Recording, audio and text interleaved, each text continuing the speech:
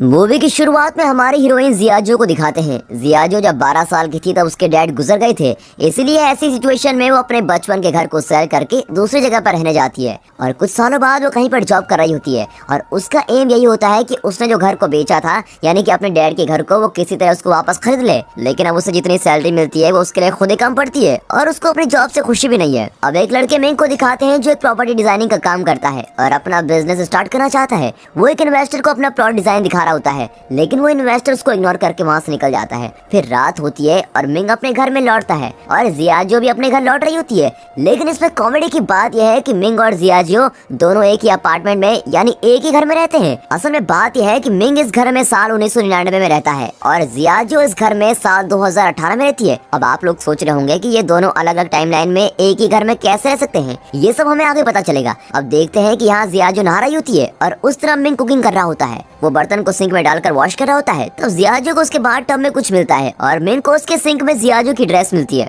इसे देखकर दोनों को कुछ भी समझ नहीं आता और वे सोचते हैं कि अचानक उनके घर में ऐसा सब क्यों हो रहा है। लेकिन बहुत थक जाने के कारण दोनों इसके बारे में ज्यादा नहीं सोचते और बेड पर जाकर सो जाते हैं। फिर अगले दिन सुबह मिंग के चेहरे पर जियाजो एक जोर का तमाचा लगाती है। वो दोनों शॉक होकर उठकर देखते हैं तो उन दोनों के कमरे मिक्सअप हुए होते हैं और वो कमरा पहले से भी बड़ा होता है। अब ये सब देखते ही दोनों घबरा जाते हैं। फिर जियाजो मिंग को चोट समझकर वहाँ की चीजों से मारने लगती है और मिंग भी यहाँ वहाँ भाग रहा होता है। तब उन्हें समझ में आता है कि दोनों के कमरे मर्ज हुए हैं। अब मिंग उसके कमरे से विंडो से बाहर देखता है, तब वहाँ बादल छाए हुए होते हैं और यहाँ जियाजो अपने कमरे से बाहर देखती है तो वहाँ तेज धूप होती है। फिर मिंग अपना डोर ओपन करके बाहर जाता है, तब उसे कुछ अलग नजारा नहीं दिखता। वो अब तक साल 1999 में होता है। लेकिन जब जियाजो मिंग के दरवाजे से बाहर देखती है तो वो एकदम शॉक हो जाती है क्योंकि वो अब तक तो ईयर 2018 में जी रही थी, लेकिन उससे बाहर 1999 के सीन्स दिखते हैं और वो घबरा कर अंदर आती है और डोर लॉक कर देती है। फिर वो अपने कमरे के दरवाजे को खोलकर देखती है, तब वो फिर से 2018 में आ जाती है। लेकिन अब ये देखकर मिंग बड़ा ही हैरान हो जाता है क्योंकि वो अब तक 1999 में जी रहा था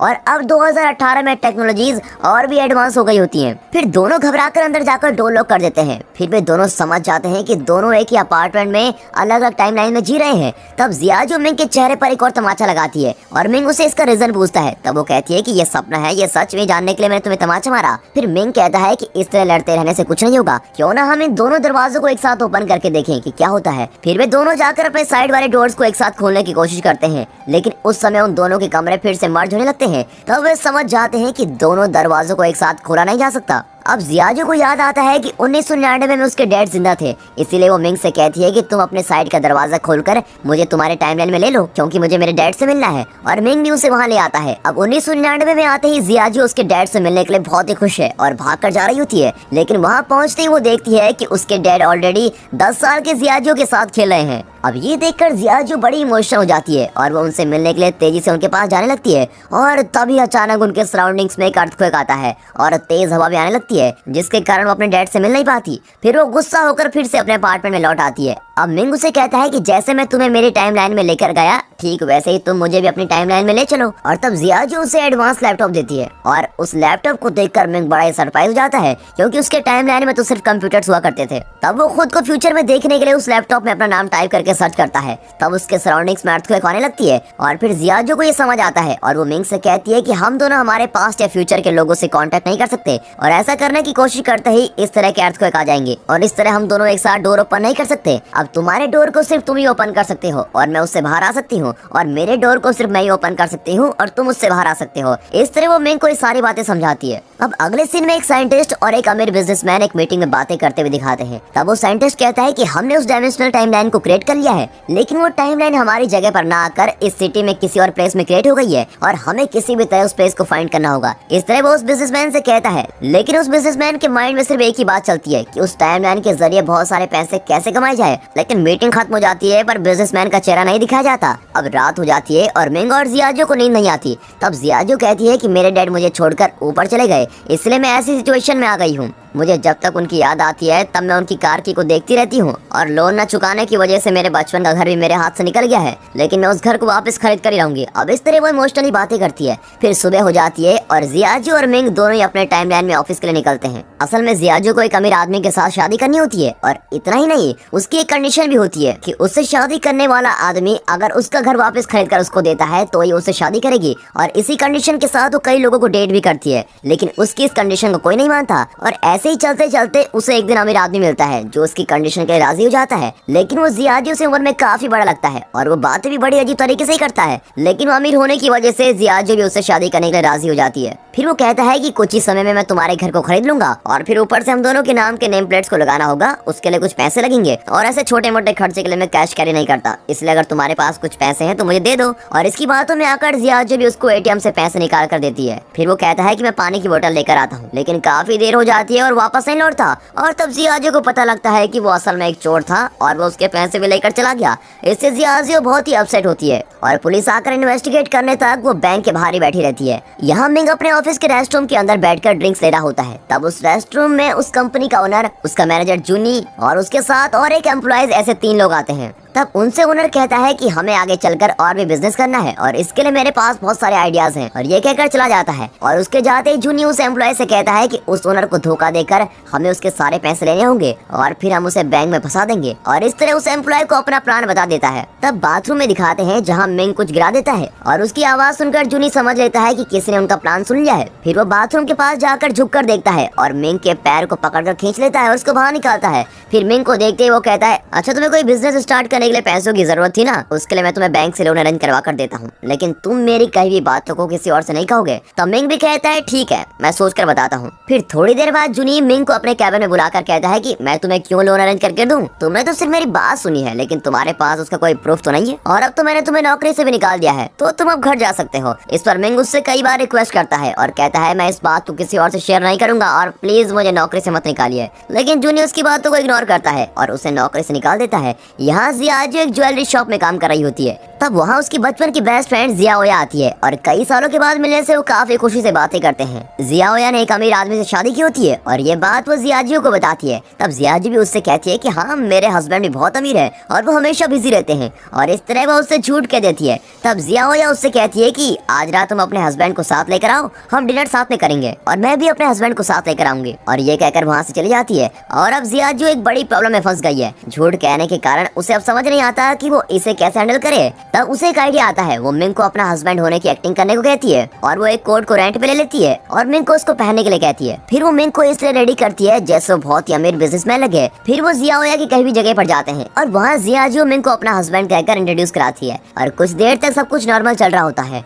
फिर खाना खाते समय मिंग अपने खाने को जल्दी खाकर खत्म कर देता है और फिर वो अपना कोट उतारकर साइड में रखता है, और तब जियाओया और उसका हस्बैंड सिचेंग नोट करते हैं कि मिंग के कोट पर लिखा हुआ है यहाँ कपड़े रेंट पर दिए जाते हैं, लेकिन ये पता ना होकर मिंग उससे कहता है कि मेरी एक बहुत ही बड़ी कंपनी है, और इस तरह की झूठी कहानियां उन दोनों को बताता है। और ये सब सुनकर वो दोनों को हंसी आती है। और इतना नहीं, जियाजियो उन्हें अपनी एक और फेक डायमंड रिंग को दिखाकर कहती है ये करोड़ों रुपयों की डायमंड है, और तब वो फेक डायमंड उस रिंग से निकलकर आग के पास जाकर गिरता है और वो पूरी तरह से मैट हो जाता है। अब ये सब देखकर जियाओया और सिचेंग हंसने लगते हैं और इससे जियाजियो बहुत ही शर्मिंदा होती है और फिर घर लौट जाती है और इस बात को सोचकर मिंग के सामने रोती है। तब टीवी में कोई लॉटरी टिकट का शो चल रहा होता है और उस शो को देखते ही वो लॉटरी टिकट खरीदकर अमीर बनने के सपने देखते हैं और वे असल में कौन सा लॉटरी नंबर जीतेगा इसका पता लगाते हैं। और फिर अगले दिन ही मिंग के टाइमलाइन में यानी 1999 में जाकर तुरंत उस नंबर वाले लॉटरी टिकट को खरीद लेते हैं। अब क्योंकि दोनों को पता चल गया है कि उनकी लॉटरी ही विन करेगी, इसलिए वे दोनों खूब मजे करते हैं। अब इस दौरान जियाजियो मिंग को अपने टाइमलाइन में ले लेती है और दोनों बहुत ही एंजॉय करते हैं और बाहर में जाकर ड्रिंक्स करते हैं। तब उस रेस्टोरेंट का स्टाफ उनसे आकर ड्रिंक्स के पैसे मांगता है। तब जियाजियो कहती है मेरे सारे पैसे खत्म हो गए हैं, इसलिए तुम मेरा पर्स रख लो, ये कोई नॉर्मल पर्स नहीं है बल्कि बहुत कीमती है, और कल मैं आकर तुम्हें पैसे देकर ये पर्स वापस ले लूंगी। अब अगले दिन सुबह होते ही दोनों उठकर लॉटरी टिकट के रिजल्ट को जानने के लिए बड़े क्यूरियस होते हैं और एज एक्सपेक्टेड उनकी लॉटरी टिकट ही विन करती है। लेकिन तब अचानक उनका लॉटरी टिकट में से नंबर गायब हो जाता है और दोनों बड़े उदास हो जाते हैं। फिर उन्हें समझ में आता है कि वो उनके फ्यूचर को चेंज नहीं कर सकते, और तब अगले दिन जियाजियो उस रेस्टोरेंट में जाकर अपना पर्स वापस मांगती है। तब वो स्टाफ मना कर देता है और कहता है कि पहले पैसे दो, लेकिन उसके पास तो पैसे होते नहीं और गुस्से में वो घर लौट रहे होते हैं। तभी उस समय एक बड़े एडवर्टाइजमेंट स्क्रीन पर मिंग को दिखाते हैं। असल में वो 2018 की टाइमलाइन में रहने वाला मिंग है और फ्यूचर में मिंग एक अमीर बिजनेसमैन बना होता है और अब वो मीडिया पर इंटरव्यू देने आया होता है। उसको देखकर मिंग शॉक हो जाता है और सोचता है कि मैं फ्यूचर में ऐसे कैसे बन गया हूँ। फिर दोनों जहाँ फ्यूचर मिंग इंटरव्यू दे रहा होता है उस जगह पर पहुंच जाते हैं। वहाँ जाकर जब मिंग फ्यूचर मिंग के पास जाने की कोशिश करता है तब वहाँ फिर से अर्थक्वेक आता है और फिर वो प्रोग्राम भी कैंसिल हो जाता है।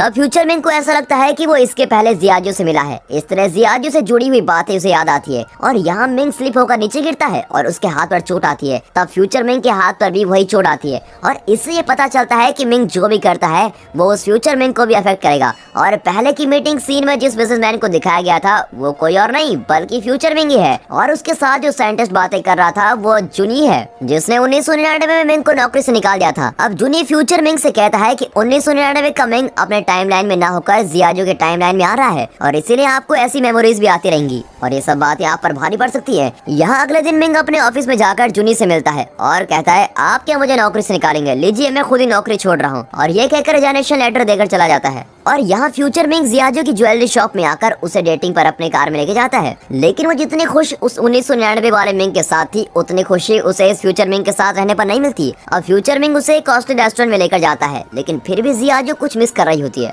डिनर करते समय फ्यूचर मिंग उससे कहता है कि मुझे पता है कि तुम 1999 वाले मिंग के साथ रह रही हो, लेकिन अब तुम मेरे पास्ट के साथ मत रहो क्योंकि इससे मेरा फ्यूचर अफेक्ट हो सकता है। मैं किसी गोल के साथ आगे बढ़ रहा हूँ लेकिन उसमें तुम्हारी वजह से कोई प्रॉब्लम आ सकती है और तुम्हारे बचपन के घर को मैं तुमको वापस खरीद कर दे दूंगा, लेकिन उसके बदले में तुम्हें 1999 वाले मिंग को छोड़कर उसे दूर जाना होगा। अब ये सुनकर और कोई रास्ता न होने पर जियाजो भी इसके लिए एग्री करती है, लेकिन वो उस घर के लिए नहीं बल्कि उसकी वजह से मिंग के फ्यूचर में कोई प्रॉब्लम्स ना हो ये सोचकर हाँ कर देती है। फिर जियाजो घर आते ही मिंग से कहती है कि मुझे और कोई जगह पर अच्छी नौकरी मिल चुकी है इसलिए मैं यहाँ से जा रही हूँ। और अगले दिन सुबह होते ही वो अपना सारा सामान लेकर उस अपार्टमेंट से बाहर निकलती है और मिंग को छोड़कर जाने के बारे में सोचकर रोने लगती है, लेकिन जियाजो ने अपने टाइमलाइन में जाते समय उसके डोर को लॉक नहीं किया होता है और वो जरा सा ओपन रह जाता है और इसे मिंग भी नोट करता है और अब मिंग जियाजो की हेल्प के बिना ही उस टाइमलाइन में इजीली जा सकता है। अब मिंग के टाइमलाइन में उसका मैनेजर जूनी उस कंपनी के ओनर पर अटैक करता है और इससे ओनर बेहोश हो जाता है। फिर जूनी घबराकर उसे ड्रिंक्स पिलाने लगता है। असल में उसका प्लान ये होता है कि उसे ड्रिंक्स पिलाकर